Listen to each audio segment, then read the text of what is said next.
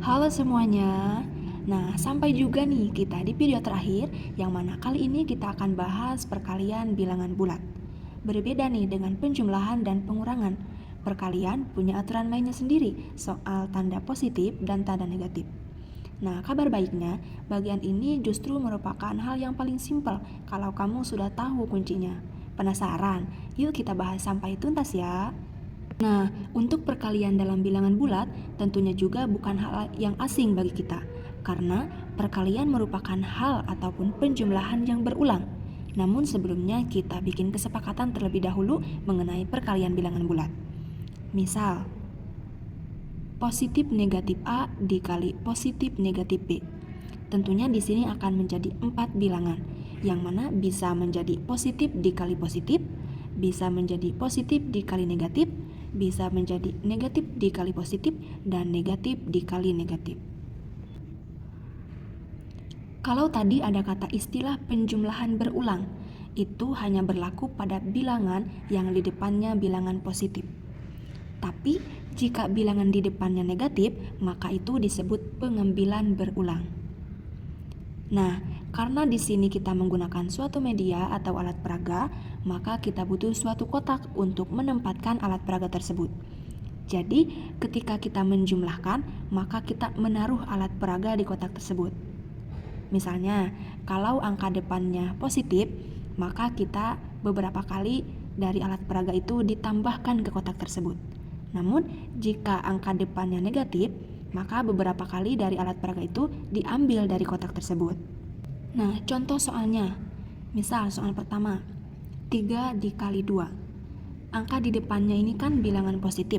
Berarti di sini menjumlahkan ataupun penjumlahan berulang. Yang mana berarti kita memasukkan bilangan positif yang mana tadi kita menggunakan uang koin. Jadi kita memasukkan uang koin sebanyak 3 kali.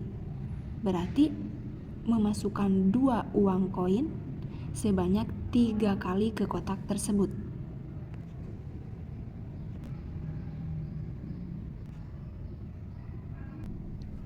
Sehingga dalam kotak tersebut ada 6 uang koin.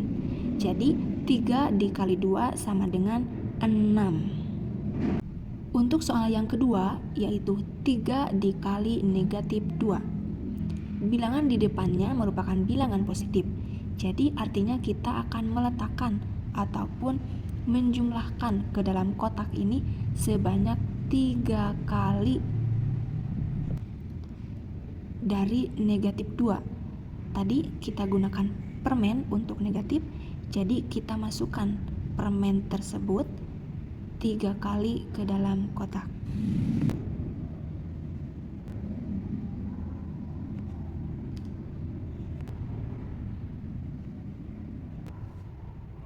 Jadi di dalam kotak terdapat 6 buah permen, yang mana terdapat hasilnya 3 dikali negatif 2 merupakan negatif 6, karena di dalam kotak tersebut terdapat 6 buah permen, yang mana tadi kita tandakan permen itu sebagai bilangan negatif.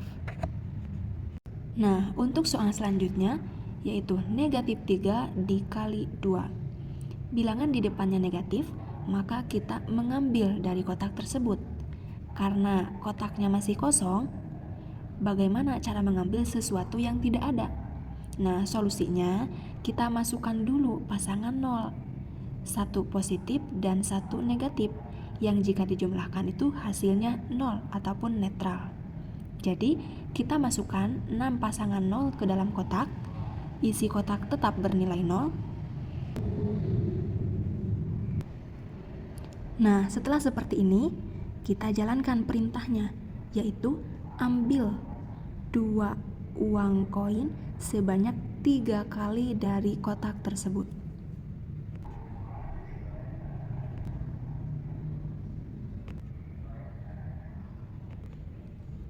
Maka inilah hasilnya, yang mana di dalam kotak sekarang tersisa itu 6 buah permen. Yang tadi kita tandakan permen itu sebagai bilangan negatif. Maka negatif 3 dikali 2 sama dengan negatif 6. Nah, untuk soal terakhir dari perkalian bilangan bulat, ada itu min 3 dikali min 2, negatif 3 dikali negatif 2. Prosesnya sama seperti yang tadi. Karena kotaknya masih kosong, kita masukkan dulu beberapa pasangan nol, misalnya 6 pasang positif dan 6 pasang negatif. Jadi dalam kotak itu terdapat pasangan yang bernilai 0.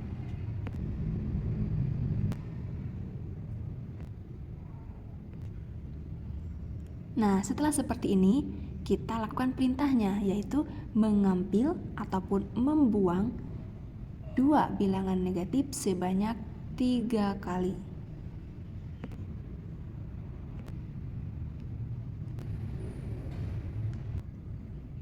Nah, setelah itu, apa yang tersisa di dalam kotak? Nah, yang mana yang tersisa di dalam kotak merupakan bilangan positif, yang hasilnya ada 6 koin uang.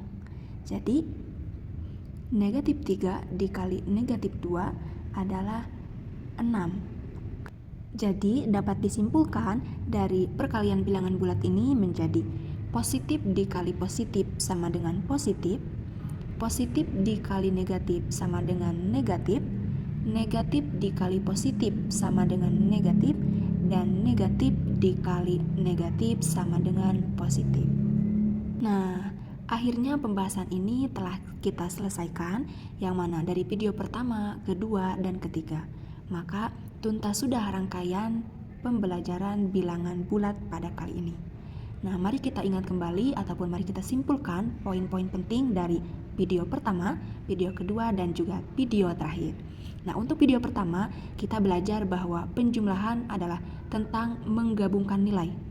Kemudian pada video kedua, kita memahami bahwa pengurangan bisa menjadi penjumlahan jika bertemu tanda negatif yang berurutan.